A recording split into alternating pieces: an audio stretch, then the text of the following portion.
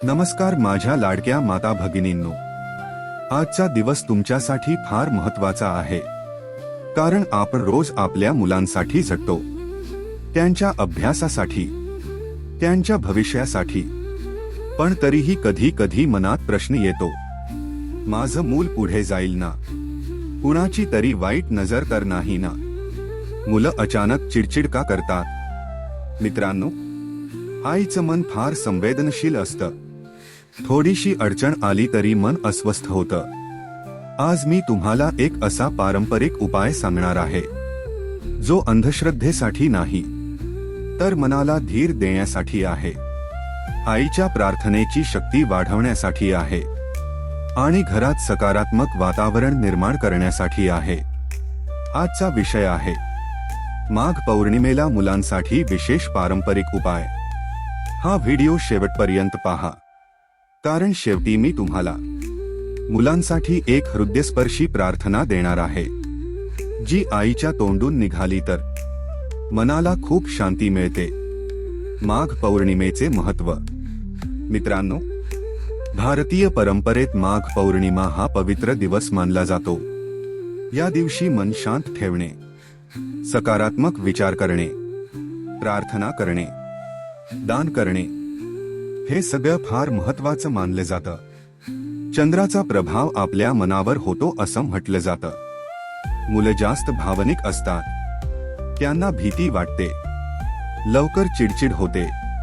त्यामुळे अशा दिवशी आई-वडिलांनी मुलांसोबत शांत वेळ घालवणे हेच खूप मोठं औषध असतं.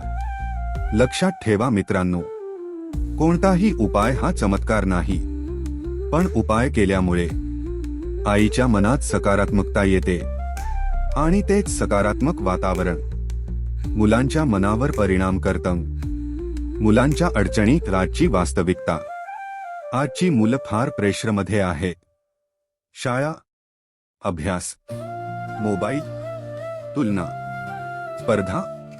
कधी अभ्यासात मन लागत नाही, कधी मुलं एकटी बसतात, कधी अचानक राग येतो. हे सगळं सामान्य आहे.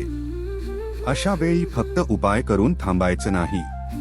मुलांशी बोलणं गरजेचं आहे, त्यांना वेळ देणं गरजेचं आहे. तू कसा आहेस, काय वाटतं तुला, असं प्रेमाने विचारणं फार महत्त्वाचं आहे. मुख्य पारंपरिक उपाय शांततेसाठी. हा उपाय श्रद्धेसाठी आहे, मन स्थिर ठेवण्यासाठी आहे, आईच्या प्रार्थनेची शक्ती वाढवण्यासाठी आहे. लागणाऱ्या वस्तू: एक छोटा कोरडा नारळाची वाटी, 7 काळे मिरे. कधी करायचा? माघ पौर्णिमेच्या रात्री, चंद्र आकाशात दिसत असताना. कसा करायचा? आईने शांत बसून मनात श्री स्वामी समर्थ असा जप करावा. मुलाच्या डोक्यावरून ती वाटी हळूहळू फिरवावी. हे करताना मनात फक्त चांगले विचार ठेवा. मित्रांनो, हा उपाय करताना माझ्या मुलाचं मन शांत होवो, त्याला चांगली बुद्धी मिळो, अशी प्रार्थना करा. पूरक सकारात्मक सवयी. मुलाच्या अभ्यासाच्या ठिकाणी स्वच्छता ठेवा. रोज 5 मिनिटे शांत बसायला शिकवा. झोपण्याआधी मोबाईल बाजूला ठेवा. एकदा तरी आईवडिलांनी मुलाला मिठीत घ्या. ही साधी कृती मुलांच्या मनावर फार मोठा परिणाम करते. आईची शक्ती, खरी ताकद. मित्रांनो, खरी शक्ती कोणत्या वस्तूत नाही, ती आईच्या प्रेमात आहे, आईच्या शब्दात आहे, आईच्या आशीर्वादात आहे. तुम्ही जेव्हा मनापासून मुलासाठी चांगलं मागता, तेव्हा देवही ऐकतो असं वाटतं. शेवटची प्रार्थना.